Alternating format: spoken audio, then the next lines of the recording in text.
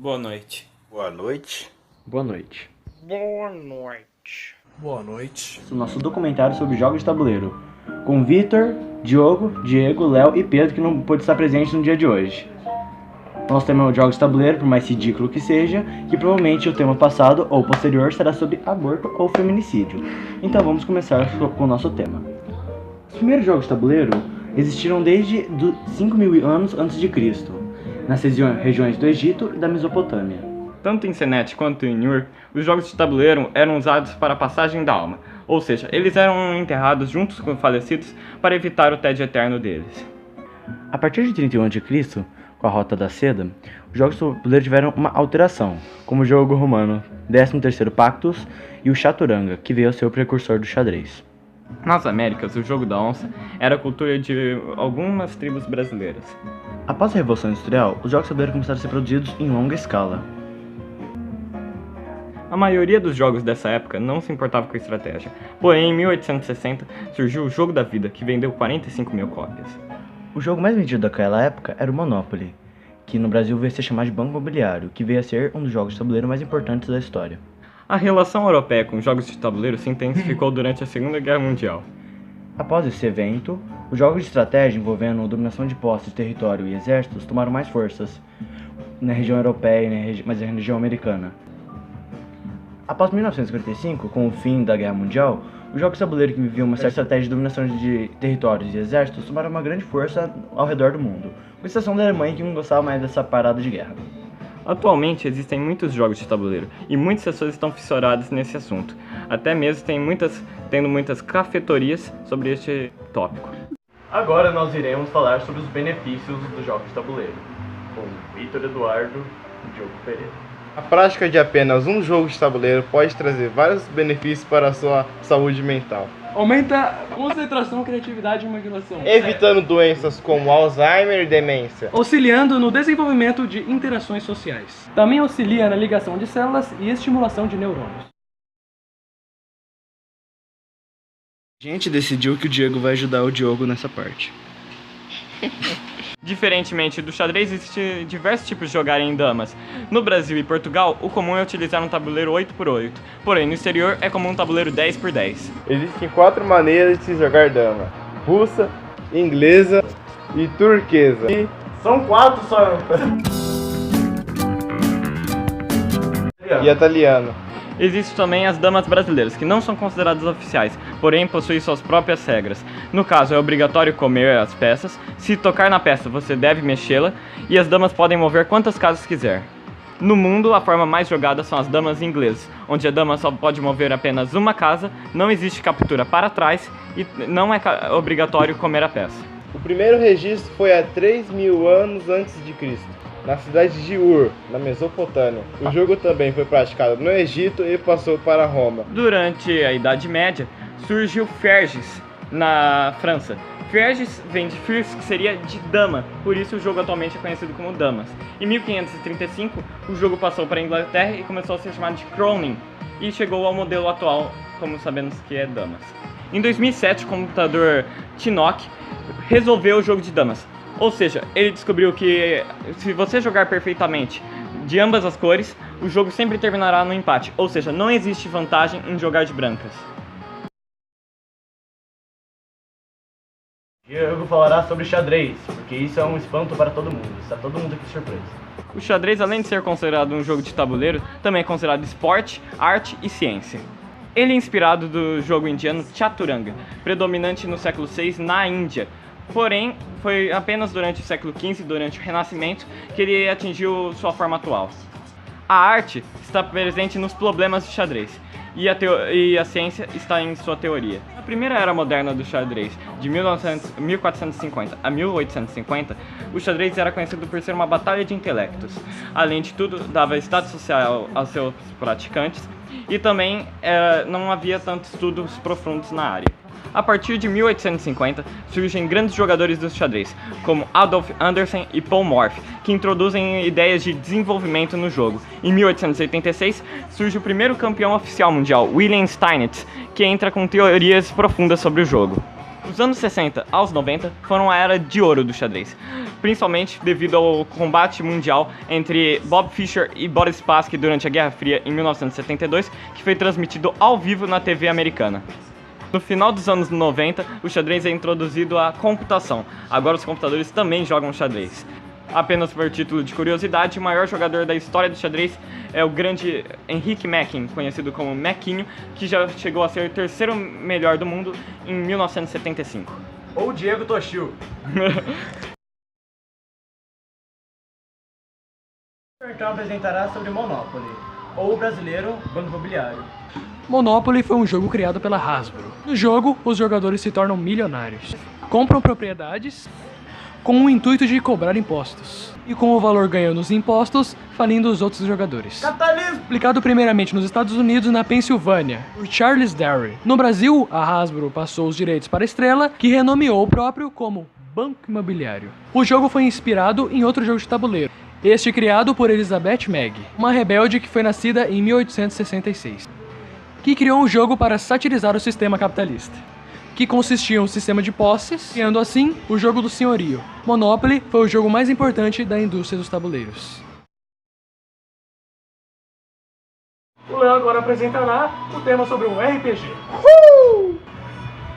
RPG, ou Role Play Games, é um jogo de interpretação de personagens, no qual o jogador pode criar um personagem ou escolher um pré-definido. Eles então atuam em um cenário criado por um narrador, ou o chamado pelos jogadores de mestre. O mestre propõe situações nas quais os jogadores devem fazer umas decisões, nas quais as habilidades dos jogadores ajudam em conseguirem realizá-la ou não. O mestre então propõe situações que os jogadores devem fazer decisões para viverem de acordo com o personagem. As decisões feitas pelos personagens geralmente exigem um teste de habilidade, que são definidas pelo valor de um dado que eles devem rolar. Geralmente um dado de 20 faces, que os nerds perdedores da sua sala jogam no canto da sala enquanto vocês fazem bullying com eles, geralmente. Esses testes, então, são definidos por uma tabela de atributos, que de jogador para jogador podem ser mais fáceis ou não. Por exemplo, um anão guerreiro pode ter mais força de derrubar uma parede do que um esguio mago. Os jogos de RPG se originaram diretamente dos jogos de guerra, feito aproximadamente após a Segunda Guerra Mundial, que já foi citado anteriormente.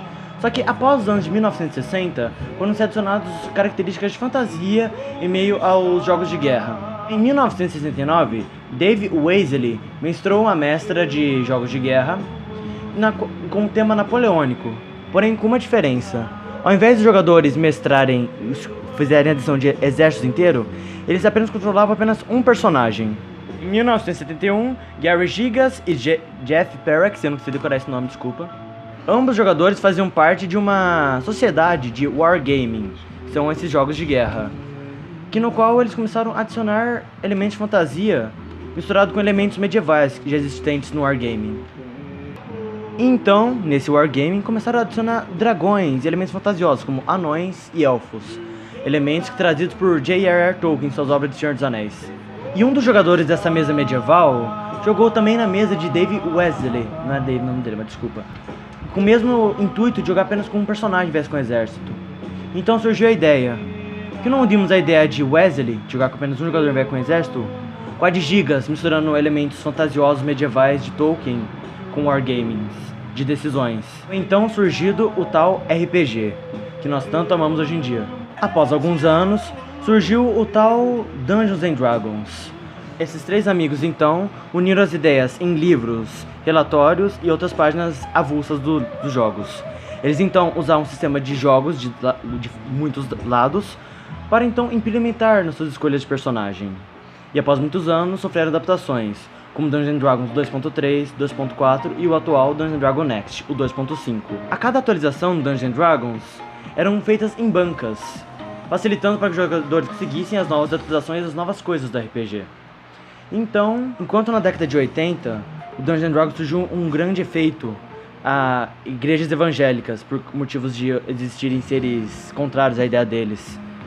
Então foi surgida a ideia de que o Dungeons & Dragons era uma coisa do demônio. Então as igrejas começaram a ir contra essas ideias. E por motivo da fixação de Gigas nas obras de Tolkien, eles sofreram diretos processos de direitos autorais em suas obras. Mas então em 1990 surgiu o Dungeons & Dragons 4.0, que então se estabilizou no mundo. se desviou de todos os processos judiciais e então estabeleceu a ideia de Dungeons & Dragons, que é tão conhecido até hoje e até jogado em mídias digitais. Agora nós iremos passar para Pedro com as entrevistas. É com você, Pedro.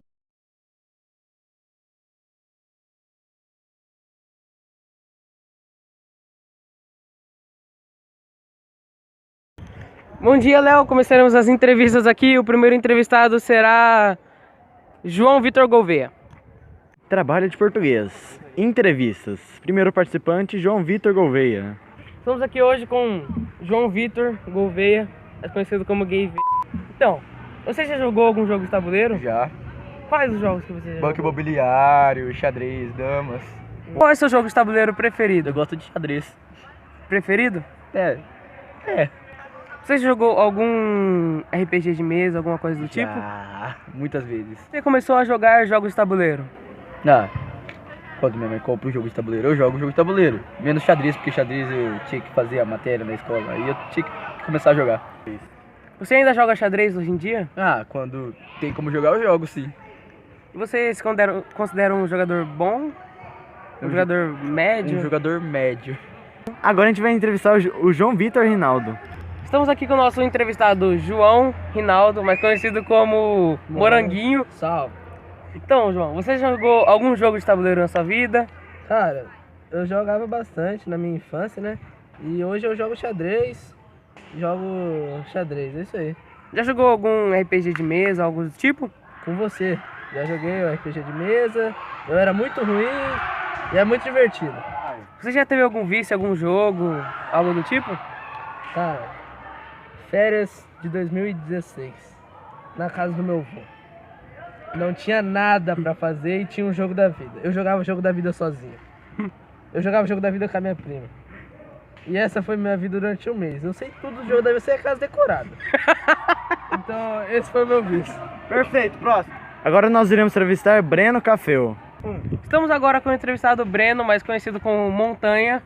Oi. Você jogou algum jogo de tabuleiro em sua vida, algo do tipo? Já joguei bastante, vários jogos. Que tipo de jogos? Já joguei dama e tipo aquele joguinho lá, o Banco Imobiliário, o Cara a Cara, vários jogos que eu já joguei, mano. Você já teve alguma experiência com RPG, algo do tipo? Já joguei já na sala de aula, foi da hora. E qual é o seu jogo preferido dos jogos de tabuleiro? Eu acho que Banco Imobiliário, mano. Assim, isso aí mesmo. Ok. Agora nós iremos entrevistar Luca Nardo. O próximo entrevistado será Luca, mais conhecido como Luquete.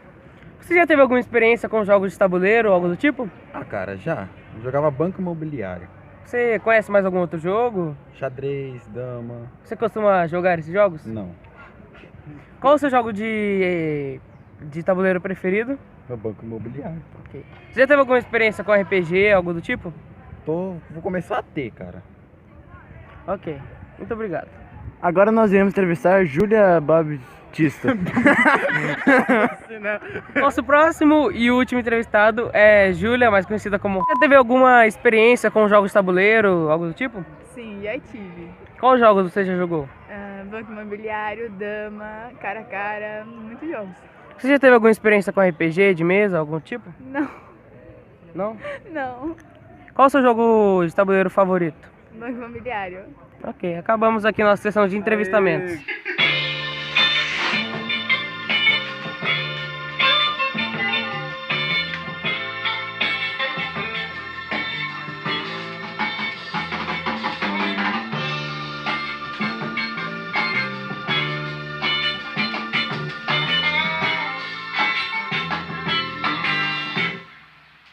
Ela partiu.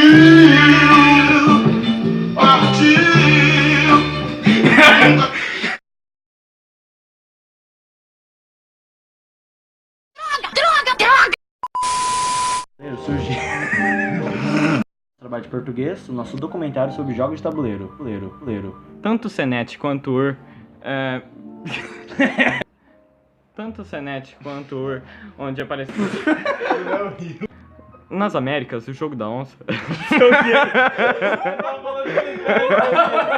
Jogo da onça. Tá assim, ó. Vai nessa. O jogo da onça era... Mano, o jogo da onça. Nas Américas, o jogo da onça era... Nas Américas, o jogo da... Calma, cortou muito. Ok. Força. Vitor, Diogo junto.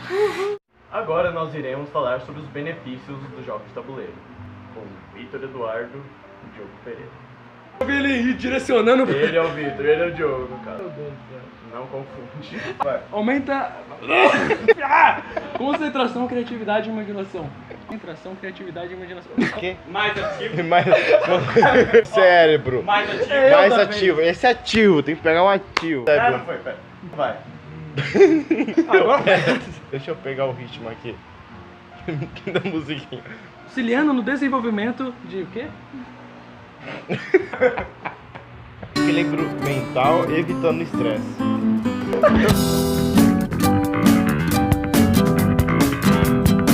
Ai meu Deus! Fita preta não pode. Uma das melhores fitas de... E mesmo uma fita preta pode ser capaz de segurar.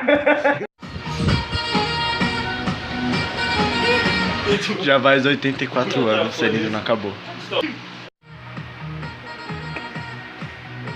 Marshmallow, o que é, Diego? Marshmallow queimado, né? Que não são considerados oficiais, porém possuem suas próprias regras. No caso, é obrigatório comer as peças. Se tocar na peça, você deve mexê-la.